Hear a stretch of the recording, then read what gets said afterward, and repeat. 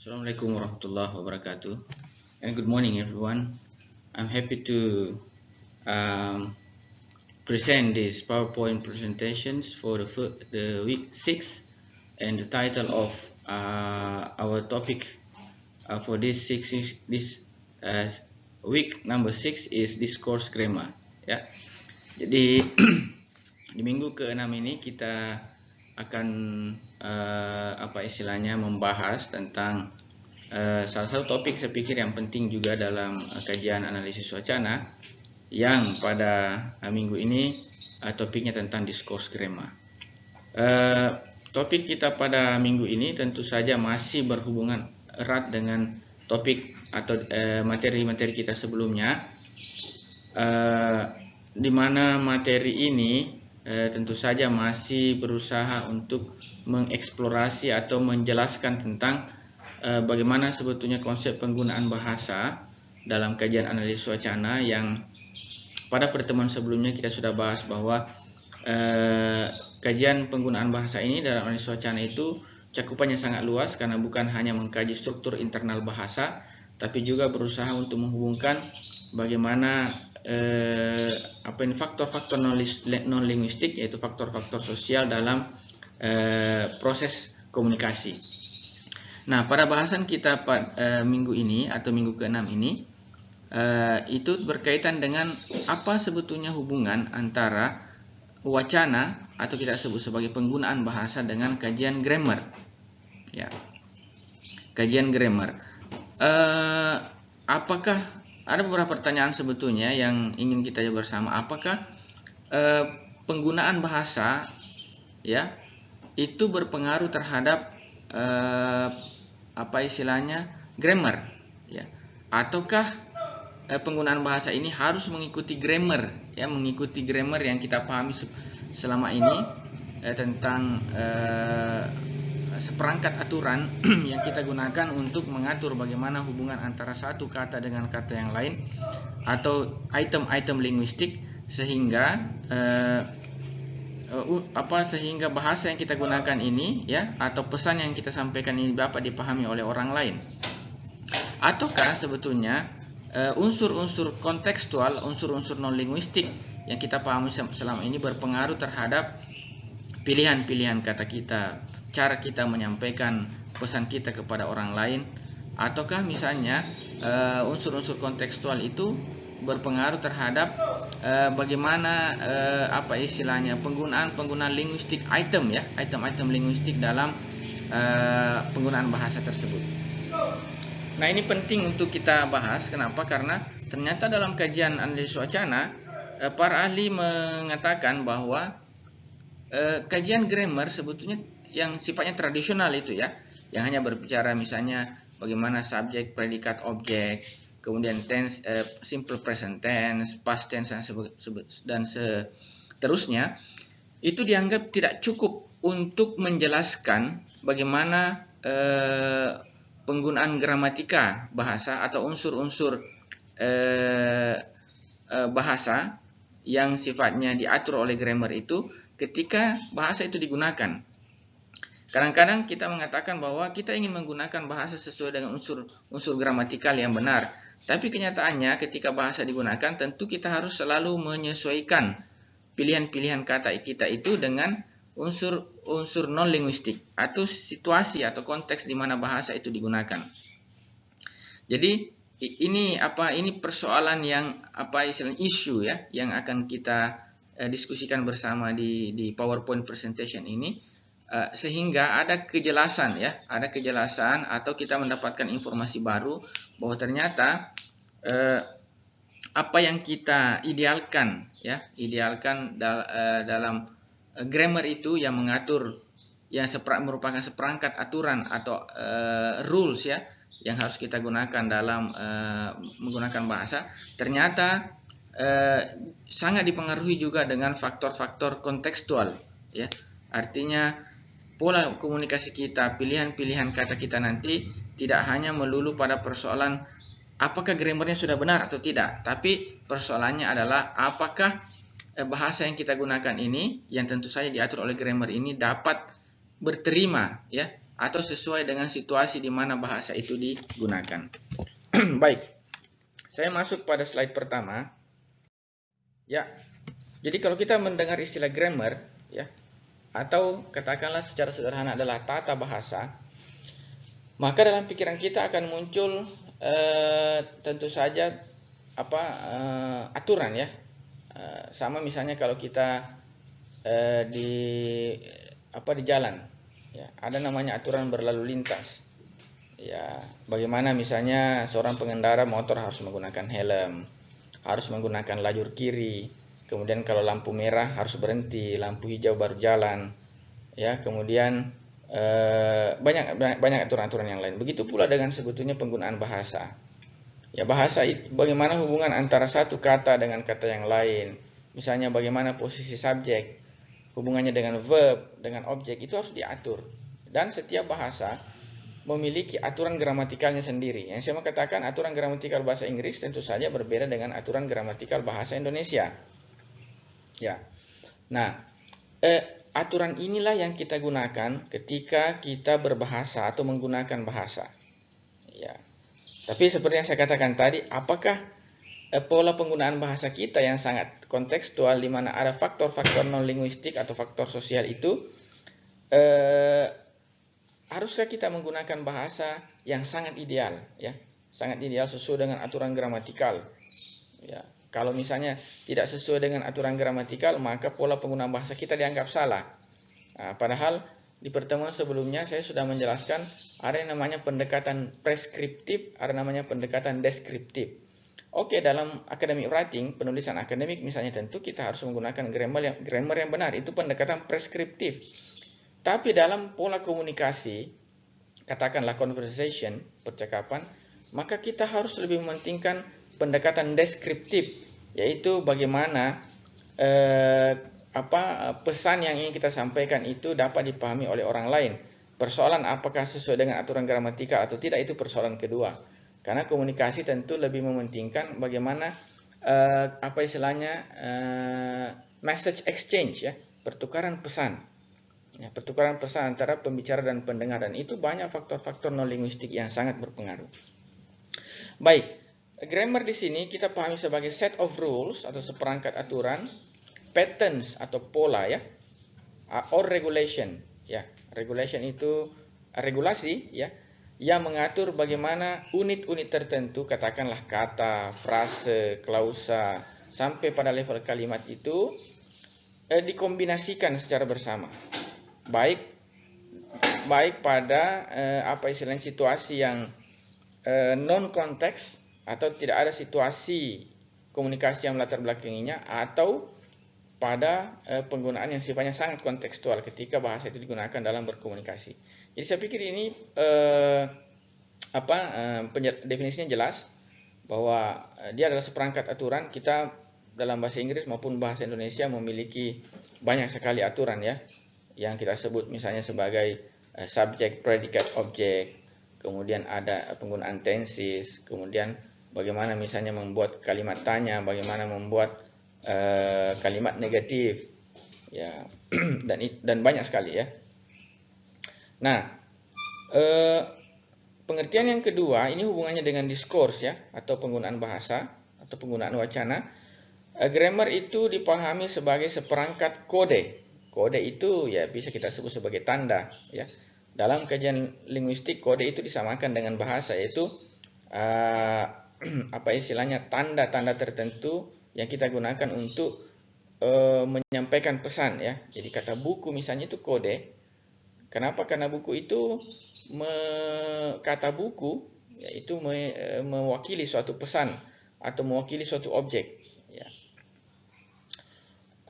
Tapi pengertian grammar di sini itu dibatasi pada level kalimat saja. Jadi belum pada level wacana, ya. Jadi kita pahamkan wacana itu beyond sentence, ya.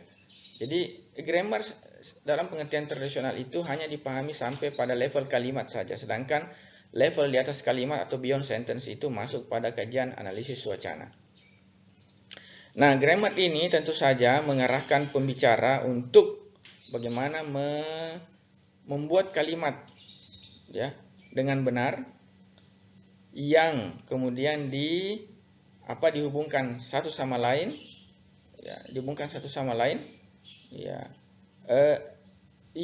Dan di sini harus istilahnya, bagaimana kita menghubungkan antara satu kalimat dengan kalimat yang lain, itu harus pada kerangka koherensi.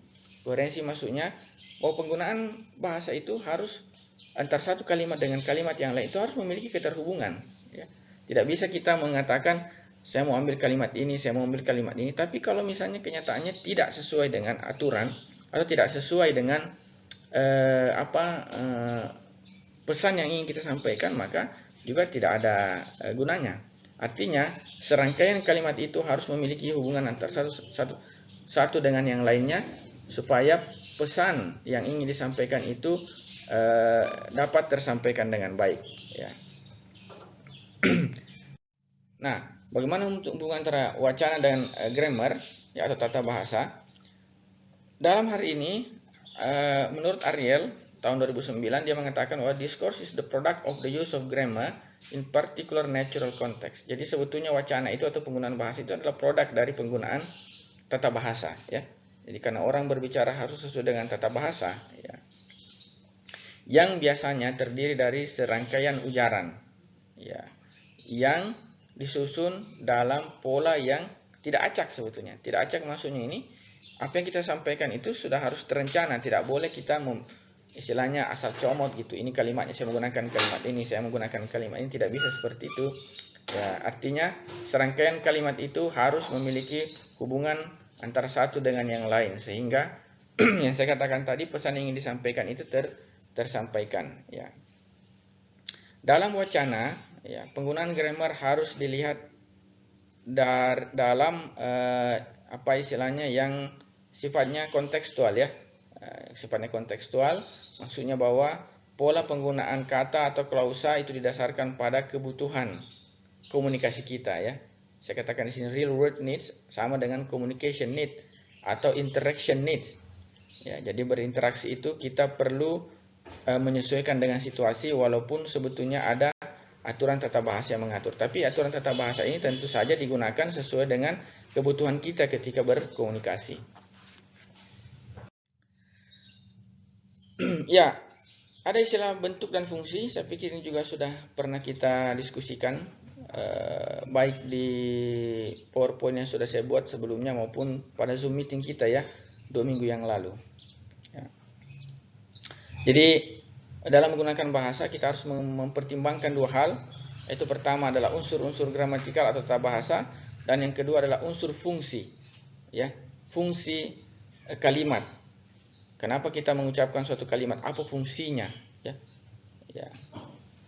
Nah, hal ini maksudnya bahwa dalam penggunaan bahasa, pola penggunaan bahasa itu harus mempertimbangkan faktor-faktor non-linguistik. Contohnya begini, ternyata dalam satu kalimat itu bisa memiliki banyak fungsi. Ya, bisa saja misalnya kalau kita lihat iklan, ya, iklan di televisi, itu kan sifatnya menyampaikan pesan. Jadi iklan itu menjelaskan tentang apa manfaat dari sebuah produk, bahan-bahan apa saja yang misalnya digunakan untuk membuat suatu produk. Tapi pada saat yang sama, iklan itu menyampaikan informasi juga sebetulnya mempersuade. Persuade itu artinya mengajak kita, mempengaruhi kita untuk membeli. Jadi satu kalimat atau satu ujaran bisa saja memiliki beberapa fungsi, ya. Selain tadi menyampaikan informasi, bisa saja juga mengajak kita untuk melakukan sesuatu. Jadi it is not only informative but it is also persuasive, ya. Ya, jadi itu. Nah, ini ada 6 fungsi bahasa menurut Roman Jakobson. Ya, saya pikir adik-adik juga sudah membaca ini. Fungsi bahasa, ya. Jadi menurut Jakobson itu ada 6 fungsi bahasa. Ada metalingual, ada poetik, ada petik, ada referential, ekspresif, dan terakhir adalah konatif. Metalingual maksudnya adalah ternyata bahasa itu bisa membicarakan tentang dirinya sendiri. Jadi fungsi bahasa itu untuk menjelaskan dirinya sendiri. Itu yang pertama. Yang kedua, fungsi poetik ini fokus pada pesan. Jadi ketika kita berbahasa, tentu kita ingin menyampaikan pesan kepada orang lain. Nah, dalam hal ini kita fokus pada ada dua istilah di sini, adalah true syntagmatic and true paradigmatic. Syntagmatic fokus pada bagaimana hubungan antara satu kata dengan kata yang lain, bagaimana hubungan antara satu linguistic item dengan linguistic item yang lain, itu yang diatur oleh grammar. Tapi ada juga yang namanya unsur paradigmatik. Paradigmatik bagaimana hubungan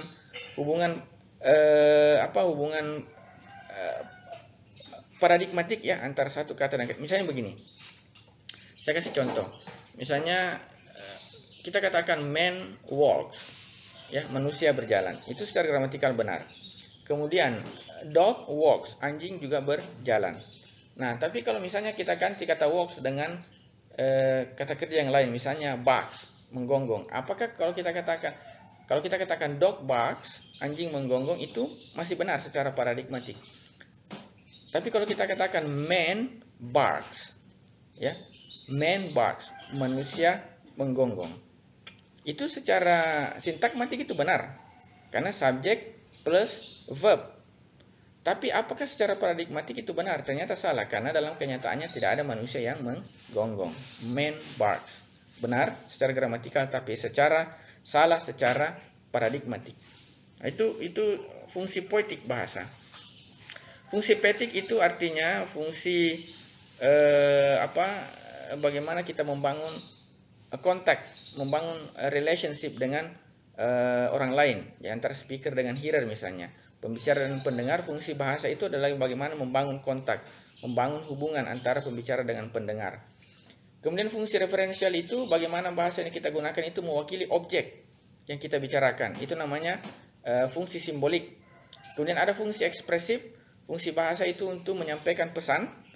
Ya, itu fungsi ekspresif namanya. Yang terakhir adalah fungsi konatif, yaitu bagaimana bahasa kita itu kita gunakan untuk mempengaruhi lawan bicara kita atau mitra tutur kita, ya.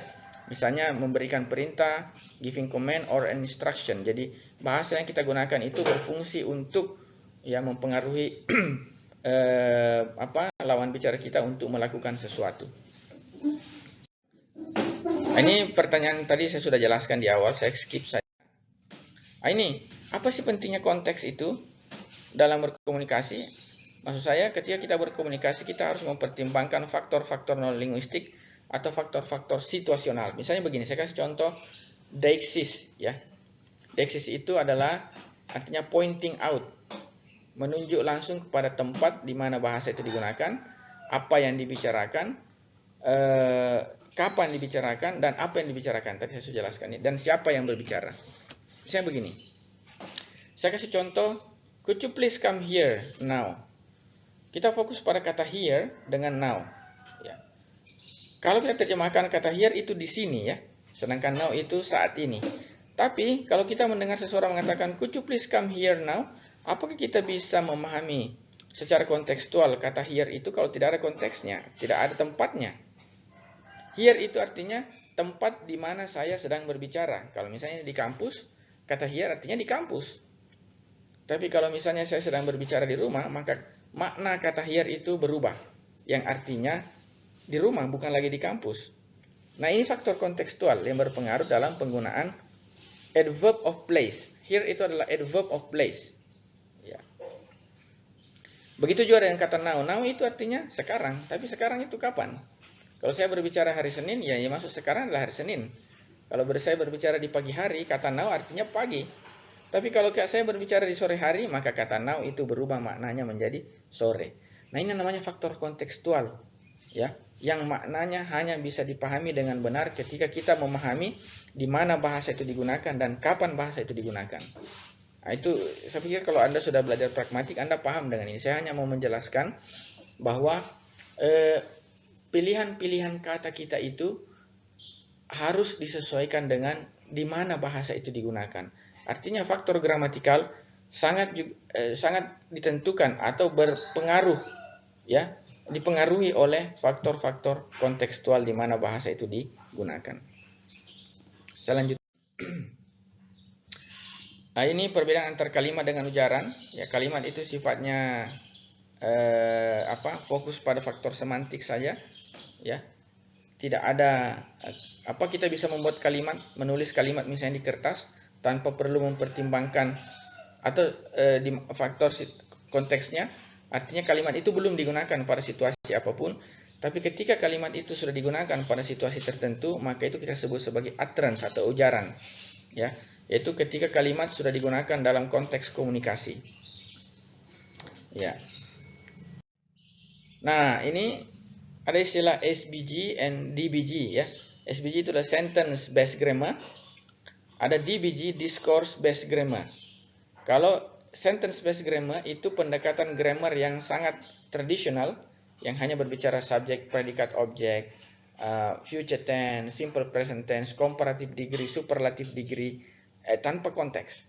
Ya. Jadi pembahasan sentence based grammar ini adalah pembahasan tata bahasa yang belum ada konteksnya. Ya.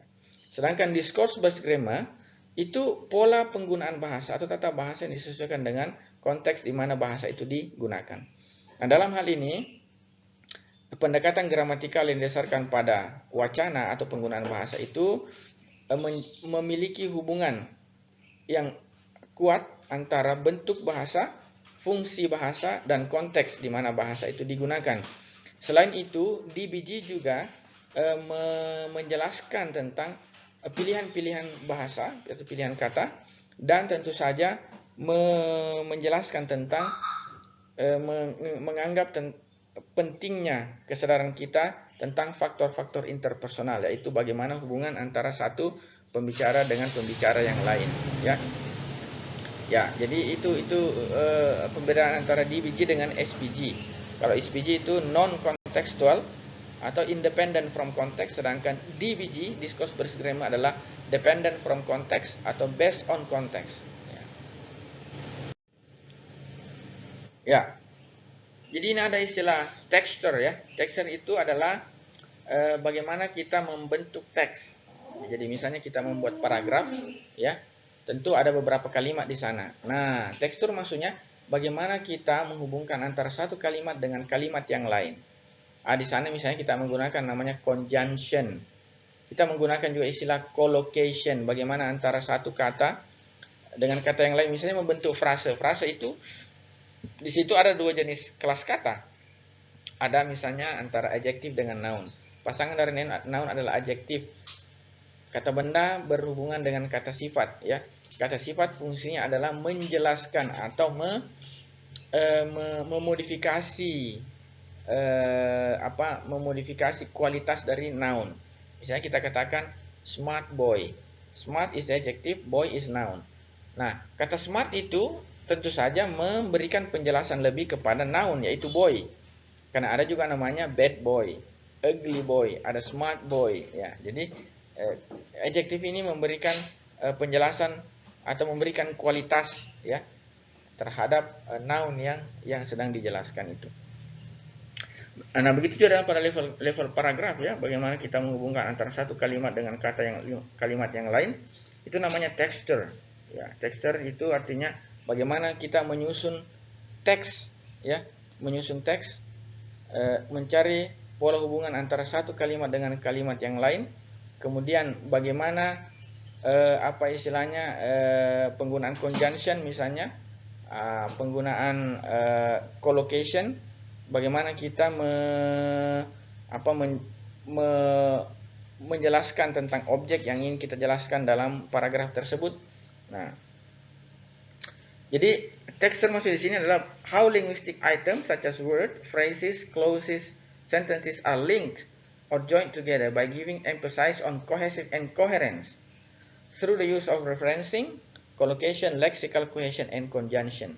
Ya, jadi penekanannya adalah pada cohesive and coherence, the relationship between one word and another word, one phrase to other phrases, one clause to other clauses, one sentence to other sentences.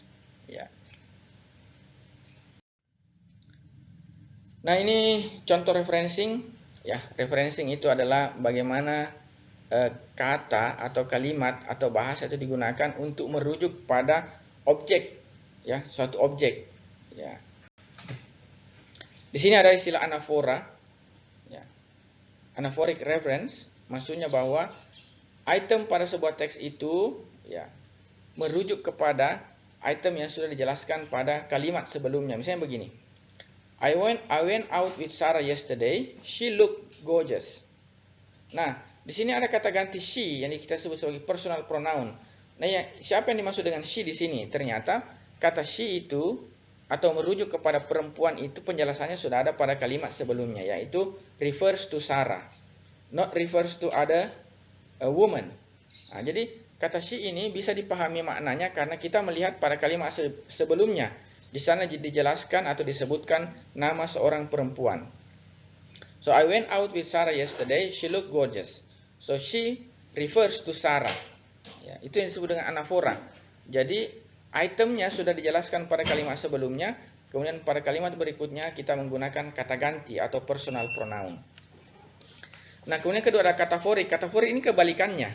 Ya, kebalikannya. Kita menggunakan personal pronounnya dulu, kemudian nanti di belakang baru kita jelaskan siapa orang yang dirujuk oleh personal pronoun tersebut. Misalnya begini, when he arrived, John noticed that the door was open. Jadi kata he di sana tentu refers kepada John. Ya, jadi berbeda tadi dengan anafora, katafora ini menyebutkan dulu kata gantinya, kemudian nanti di belakang disebutkan kata ganti itu merujuk kepada siapa. Nah, ini. Selanjutnya ada kata homoforik. Homoforik itu sifatnya adalah item linguistik yang pemaknaannya sangat dipengaruhi oleh faktor-faktor kultural, ya, atau cultural knowledge. Ya. Misalnya begini, kalau kita menggunakan kata queen di United Kingdom, maka queen itu merujuk kepada ratu Inggris, bukan ratu yang lain. Jadi kata queen itu pemaknaannya harus didasarkan pada pengetahuan kultural sesuai dengan tempat di mana bahasa itu digunakan. Ya. Kemudian ada exophoric. Exophoric itu occurs when a word or phrase refers to something outside the discourse. Artinya penggunaan kata-kata itu linguistik item tertentu maknanya merujuk kepada sesuatu di luar dari teks itu. Ya, kalau anaforik dan kataforik tadi kan maknanya masih ada dalam teks itu. Kata he merujuk kepada John, kata she merujuk kepada Sarah. Nah, ini exophoric ini justru referennya itu berada di luar teks tersebut. Misalnya begini. Did the gardener water those plants? Kata those refers to the environment. Ya. Those itu those plant. Plant yang mana? Tumbuhan yang mana? Ya, kita tidak tahu tumbuhan yang mana, tapi kita harus merujuk kepada situasi atau konteks lingkungan di mana bahasa itu digunakan. Those plant itu maksudnya tanaman itu macam-macam tergantung pada real wordnya, situasi nyatanya, ya, di mana bahasa itu digunakan. Itu namanya exophoric. Ya. The dialogue is taking place in which the dialogue is taking place to the context of situation. Ya. Jadi kata those itu merujuk kepada tanaman tertentu yang baru kita ketahui kalau kita tahu lingkungannya di mana bahasa itu digunakan. Yang terakhir adalah collocation. Ya. Collocation itu adalah bagaimana antara satu kata dengan kata yang lain itu dihubungkan, disebutkan secara bersamaan. Ini sudah pernah saya jelaskan juga sebetulnya ketika kita membahas tentang bagaimana Islam misalnya di Amerika itu dideskripsikan secara negatif, yaitu bagaimana mengasosiasikan kata Islam, kata Muslim dengan kata lain yang maknanya negatif. Nah, itu namanya collocation. Definisinya adalah association or co-occurrence or coexistence between vocabulary items that have tendency to occur. Ya. Jadi dia pada level vocabulary. Ya. Jadi memasangkan antara satu kata dengan kata yang lain yang tentu saja tidak melanggar aturan gramatikal. Misalnya begini, kombinasi antara adjektif dan noun. Ya. Kata sifat dan kata benda. Kata kerja dengan kata benda maupun kata kerja dengan kata keterangan. Ya, itu sudah kita pelajari di pelajaran tentang grammar, ya. Ya, jadi kata sifat berpasangan dengan kata benda. Ya, beautiful girl, big book, kemudian tadi smart boy, kemudian banyak yang lain. Kemudian verb and nouns.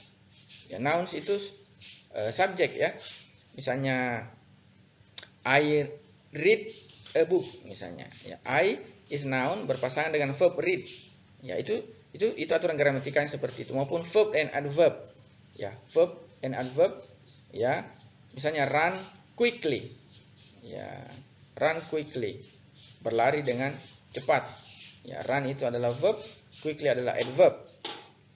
Tapi tidak semua vocabulary itu bisa dipasangkan, ya. Tidak bisa, harus, tentu saja harus sesuai dengan aturan-aturan gramatikal. Ini tadi saya sudah jelaskan ini, combination of noun and verb. Man walks, dog walks. Dog barks, but not man barks. Man barks itu tidak sesuai dengan pengetahuan kita karena tidak ada manusia yang menggonggong, walaupun secara gramatikal itu benar. Baik, saya pikir seperti